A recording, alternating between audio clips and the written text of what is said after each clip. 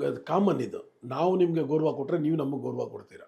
ಹಂಗೆ ನಾವು ಎಲ್ಲರೂ ಕಲಾವಿದರಂತ ಅಷ್ಟು ಗೌರವ ಕೊಟ್ಕೊಂಡು ನಾವು ಬಂದವರು. ಈ ಅಳಿಮಯ್ಯ ಡಬ್ಬಿಂಗ್ ಮಾಡಿದ್ದೀವಿ, ಪೊಲೀಸ್ ಲಾಕಪ್ ಡಬ್ಬಿಂಗ್ ಮಾಡಿದ್ದೀವಿ ತೆಲುಗು ತಮಿಳಿಗೆ, ಅಶೋಕ್ ಚಕ್ರ ತೆಲುಗು ತಮಿಳ್ ಡಬ್ಬಿಂಗ್ ಅವತ್ತು ಕೊಟ್ಟಿದ್ದೀವಿ. ಒಬ್ಬ ನಿರ್ದೇಶಕ, ಒಬ್ಬ ನಟ, ಒಬ್ಬ ನಿರ್ಮಾಪಕನ ಉಳಿಸೋದಕ್ಕೆ ಬಹಳಷ್ಟು ಸಹಾಯ ಆಗುತ್ತೆ ಅವರಿಬ್ಬರು ಸರಿಗಿದ್ರೆ. ನೂರಾರು ಜನ ಸ್ಟಾರ್ ಇದ್ದಾಗ ನಾವೇನಕ್ಕೆ ಅವ್ರನ್ನೇ ಹುಡ್ಕೊಂಡು ಹೋಗ್ತೀವಿ? ಅದು ಆ ರೀತಿ ನಾವು ಮನೋಭಾವ ಬೆಳೆಸ್ಕೊಂಡ್ ಬಂದವರು. ರಾಘಣ್ಣ ಅವ್ರದ್ದು ಅನೌನ್ಸ್ ಮಾಡಿದ್ದೆ, ಸೂಪರ್ ಬ್ರದರ್ಸ್ ಅಂತ ಒಂದು ಪಿಕ್ಚರ್. ರಾಘಣ್ಣ, ಜಗ್ಗೇಶ್ ಅವರು, ಫಣಿ ರಾಮಚಂದ್ರ ಡೈರೆಕ್ಟ್. ಒಬ್ಬ ನಿರ್ಮಾಪಕ ಶಿವಣ್ಣ ಜೊತೆ ಸಿನಿಮಾ ಮಾಡಿದ್ರೆ ಅವ್ರು ಖುಷಿ ಪಡೋಂಥದ್ದು. ಆ ಒಂದು ಅವರ ವಿಶ್ವಾಸ ಇದೆಯಲ್ಲ, ನಿರ್ಮಾಪಕರ ಮೇಲೆ ಗೌರವ. ಈ ಸ್ಯಾಟಲೈಟು, OTT ಎಲ್ಲ ಸ್ವಲ್ಪ ರೇಟ್ ಎಲ್ಲ ಭಾಳ ಕಡಿಮೆ ಆಗಿದೆ. ಆಮೇಲೆ ಕೆಲವು ನಿರ್ದೇಶಕರು ಭಾಳಷ್ಟು ವೇಸ್ಟೇಜ್ ಎಲ್ಲ ಮಾಡ್ತಾ ಇದ್ದಾರೆ ಇವತ್ತಿನ ಇದರಲ್ಲಿ. ಪಬ್ಲಿಕ್ ಇದ್ದರೆ ನಾವು ಪಬ್ಲಿಕ್ ಮೇಲೆ ನಾವು ಹೊರೆ ಮಾಡಬಾರ್ದು. ಅವ್ರು ಈಸಿಯಾಗಿ ಬಂದು ಸಿನಿಮಾ ನೋಡೋಕ್ಕೆ ನಾವು ಅವ್ರಿಗೆ ಅವಕಾಶ ಮಾಡಿಕೊಡ್ಬೇಕು. ದೊಡ್ಡ ಲೆವೆಲ್ ಅವ್ರಿಗೆ ತೊಂದರೆ ಇಲ್ಲ. ನಾವು ಯಾರ ಲೆವೆಲ್ ನೋಡಬೇಕು? ನಮ್ಮ ಲೆವೆಲ್ ಇರೋಂಥವ್ರನ್ನ ನೋಡ್ಬೇಕಲ್ಲ ಇವರು. ಇಷ್ಟೊಂದಲ್ಲ, ಇಲ್ಲಕ್ಕೆ ಇಲ್ಲ. 200 ರೂಪಾಯಿ ಮೇಲಿಲ್ಲ ಮದ್ರಾಸಲ್ಲಿ.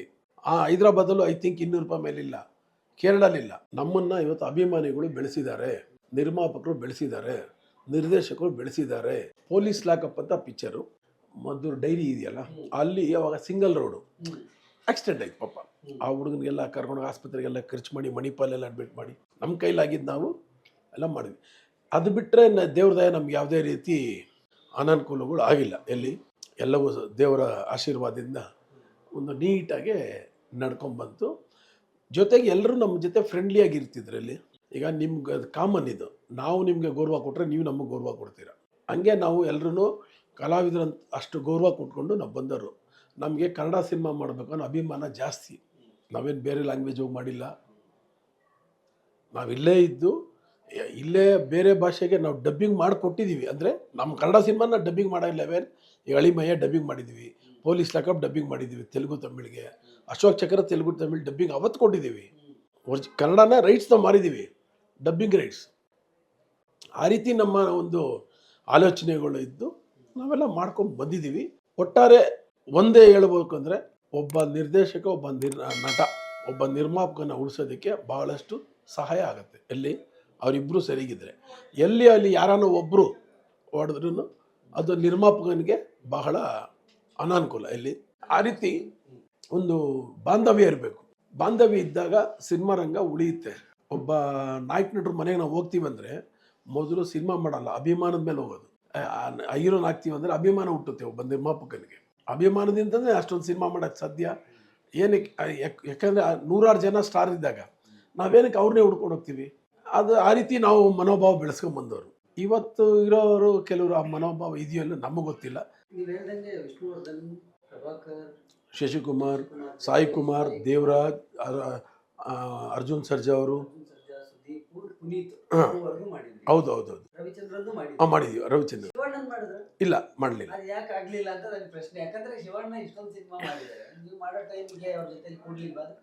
ಇಲ್ಲ, ನಾವು ಡಿಸ್ಟ್ರಿಬ್ಯೂಷನ್ ಅಲ್ವಿ ಅಲ್ಲಿ ರಾಘಣ್ಣನ ಪಿಕ್ಚರ್ ಮಾಡ್ಬೇಕಿತ್ತು ನಾನು.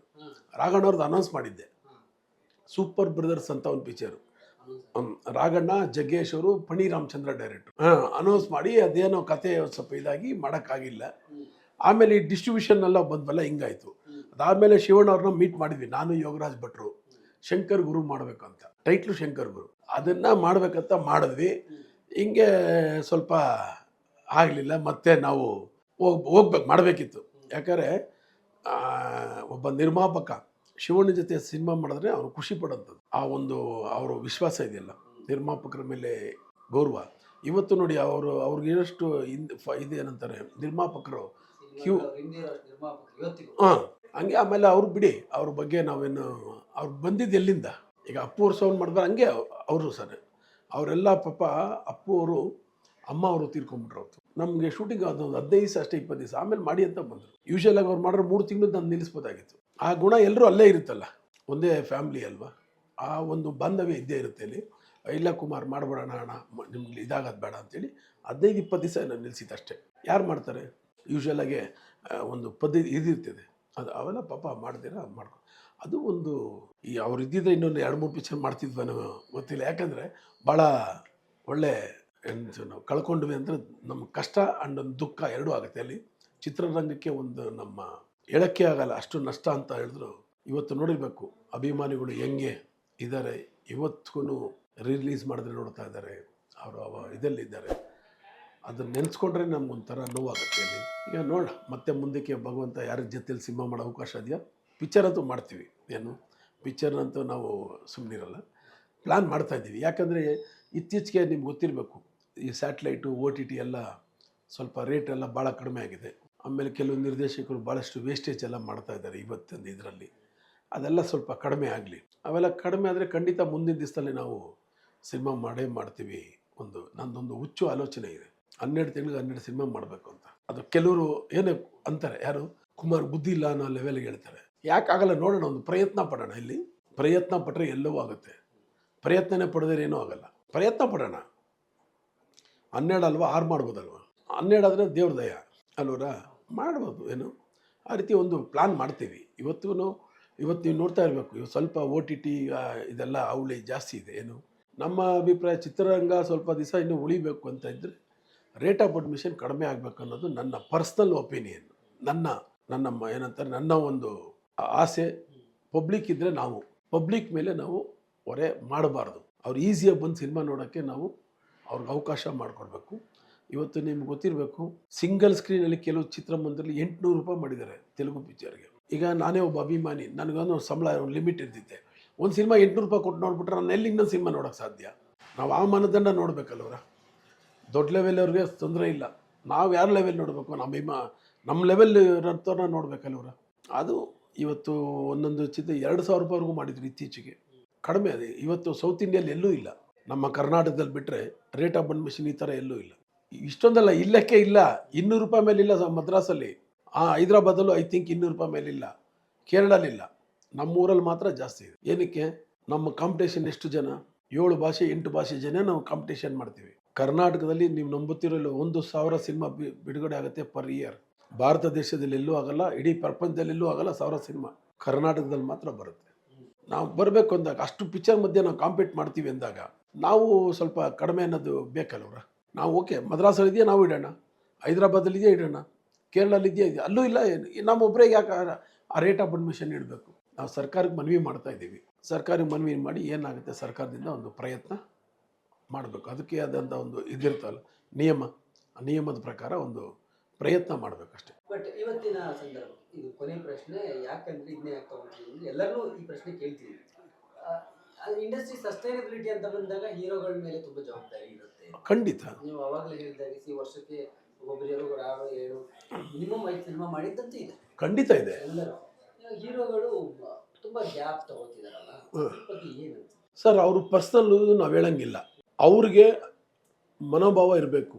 ಏನು, ನಮ್ಮನ್ನು ಇವತ್ತು ಅಭಿಮಾನಿಗಳು ಬೆಳೆಸಿದ್ದಾರೆ, ನಿರ್ಮಾಪಕರು ಬೆಳೆಸಿದ್ದಾರೆ, ನಿರ್ದೇಶಕರು ಬೆಳೆಸಿದ್ದಾರೆ, ಸಹ ಕಲಾವಿದರು ನಮ್ಮನ್ನೆಲ್ಲ ಬೆಳೆಸಿದ್ದಾರೆ. ಅವರೆಲ್ರಿಗೂ ನಾನು ಜೊತೇಲಿರಬೇಕು. ಅಭಿಮಾನಿಗಳಿಗೆ ನಾನು 3 ತಿಂಗಳಿಗೆ ಒಂದು ಸಲ ಖುಷಿ ಕೊಡುವಂಥ ಸಿನಿಮಾ ಮಾಡಬೇಕು ಅನ್ನೋದು ಅವ್ರಿಗೆ ಬರಬೇಕು. ಯಾರಿಗೆ? ಇವತ್ತು ನೀವು ಹಿಂದೆ ನೋಡಿರ್ಬೇಕು, ಅಣ್ಣ ಅವರ ಸಿನಿಮಾ ತೆಗೆದು ನೋಡಿ. 80 ನೀವು 100 ಡೇಸ್ ಆದಮೇಲೆ ಇನ್ನೊಂದು ಪಿಕ್ಚರ್ ಬಿಡುಗಡೆ ಇರೋದು. ಇವತ್ತು 100 ಡೇಸ್ ಅಂದರೆ 108ನೇ ದಿವಸಕ್ಕೆ ಇನ್ನೊಂದು ಸಿನಿಮಾ ಬಿಡುಗಡೆ, ಅಥವಾ 115 ದಿವಸಕ್ಕೆ. ಒಂದೊಂದು ಟೈಮಲ್ಲಿ 3 ಸಿನಿಮಾ ನಡೀತಾ ಇತ್ತು KG ರೋಡಲ್ಲಿ, ಅಣ್ಣ ಅವ್ರದ್ದೇ. ಅಂದರೆ ಒಂದು ವರ್ಷ ಹೋದಾಗ 3 ಸಿನಿಮಾ ಇರೋದು. ಎಲ್ಲಿ ಅವಾಗ ಎಲ್ಲೋಗ್ತಾರೆ ನಮ್ಮ ಪ್ರೇಕ್ಷಕರು? ನಮ್ಮ ಸಿನಿಮಾನೇ ನೋಡ್ಕೊಂಬರ್ತಾರೆ. ಅಲ್ಲಿ ಥಿಯೇಟ್ರು ಸಿಗದೇ ಇರೋಂಥ ಕಾಲ ಇತ್ತು, ಅಂಥ ಕಾಲನೂ ನೋಡಿದ್ದೀವಿ. ಇವತ್ತು ಹಿಂದೆ ನಾನು ಸರಿಯಾಗಿ ನನಗೆ ಕರೆಕ್ಟ್ ಮಾಹಿತಿಲ್ಲ, ಅಣ್ಣವರು 8ರಿಂದ 10 ಪಿಕ್ಚರ್ ಮಾಡಿದಂತೆ ಒಂದು ಟೈಮಲ್ಲಿ. ವಿಷ್ಣು ಸಾರ್ ಮಾಡಿದ್ದಾರೆ, ಅಂಬರೀಷ್ ಅವ್ರು ಮಾಡಿದ್ದಾರೆ, ಶಂಕರ್ನಾಗ್ ಅವ್ರು ಮಾಡಿದ್ದಾರೆ. ಅವರೆಲ್ಲರೂ ಜನ ಬಿಟ್ಬಿಟ್ರೆ ಕೈ ಹತ್ರ ಇದ್ದರು. ಇನ್ನು ಯಾರಿಗೆ? ಅವ್ರಿಗೆ ಹತ್ರ ಇದ್ದರು. ಆ ರೀತಿ ಮಾಡಬೇಕು ಅನ್ನೋದು ನನ್ನ ಉದ್ದೇಶ. ಎಲ್ಲರೂ ಹೇಳಿದ್ನಲ್ಲ ಆಗಲೇ ನಿಮಗೆ, ಒಬ್ಬ ಹೀರೋ ಒಬ್ಬ ಮನಸ್ಸು ಮಾಡಿದ್ರೆ ಒಂದು ಸಿನಿಮಾ ಎಷ್ಟು ಜನಕ್ಕೆ ಅನುಕೂಲ ಇದೆ ಅಂತ ಅವರು ಸ್ವಲ್ಪ ಅರಿವು ಮಾಡ್ಕೊಬೇಕು. ಎಲ್ಲಿ ಈಗ ಪ್ಯಾನ್ ಇಂಡಿಯಾ ಅಂತ ಹೇಳಿದ್ದಾರೆ. ಎಷ್ಟು ಸಿನಿಮಾ ಪ್ಯಾನ್ ಇಂಡಿಯಲ್ಲಿ ಸಕ್ಸಸ್ ಆಗಿದೆ? ಎಷ್ಟು ಸಿನಿಮಾ ಆಗಿದೆ? ದಯವಿಟ್ಟು ಎಲ್ಲರೂ ಆಲೋಚನೆ ಮಾಡಿ ಚಿತ್ರರಂಗ ಉಳಿಸೋಕ್ಕೆ ಎಲ್ಲರೂ ಪ್ರಯತ್ನ ಪಡಬೇಕು. ಅದರಲ್ಲಿ ಮುಖ್ಯವಾಗಿ ಕಲಾವಿದರು ಪ್ರಯತ್ನ ಪಡಬೇಕು. ಅವ್ರದ್ದು ಕೆಲವರು ಹೇಳಿದ್ವಲ್ಲ, ಪ್ರೊಡಕ್ಷನಲ್ಲಿ ಆಗ್ತಾರಂಥ ವೇಸ್ಟೇಜು ಎಲ್ಲರೂ ಸೇರಿ ಕಡಿವಾಣ ಹಾಕಬೇಕು. ಹಾಕಿದ್ರೆ ಉಳಿತೈತೆ. ನಾವು ನಮ್ಮ ಅಭಿಮಾನಿಗಳ ಮೇಲೆ ಹೊರೆ ಹಾಕೋದನ್ನು ಕಡಿಮೆ ಮಾಡಬೇಕು. ಟಿಕೆಟ್ ರೇಟ್ ಒಂದು 100 ರೂಪಾಯಿ ಮೇಲೆ ದಾಟಬಾರ್ದು. ಇದು ನನ್ನ ಅಭಿಪ್ರಾಯ, ನನ್ನ ಮನವಿ. Okay, thank you. ಹಾಯ್ ಎಲ್ರಿಗೂ ನಮಸ್ಕಾರ, ನಾನು ನಿಮ್ಮ ಅನುಷಾ ರೈ.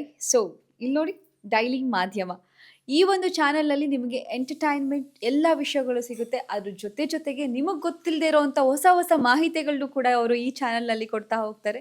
ನಿಮಗೆ ರಂಜಿಸೋದಕ್ಕೆ ಯಾವುದೇ ವಿಷಯದಲ್ಲೂ ಮೋಸ ಆಗಲ್ಲ. ದಯವಿಟ್ಟು ಡೈಲಿ ಮಾಧ್ಯಮ ಯೂಟ್ಯೂಬ್ ಚಾನಲ್ನ ಸಬ್ಸ್ಕ್ರೈಬ್ ಮಾಡಿ, ಸಪೋರ್ಟ್ ಮಾಡಿ ಅಂತ ನಾನು ಈ ಮೂಲಕ ಕೇಳ್ಕೊಳ್ತೀನಿ.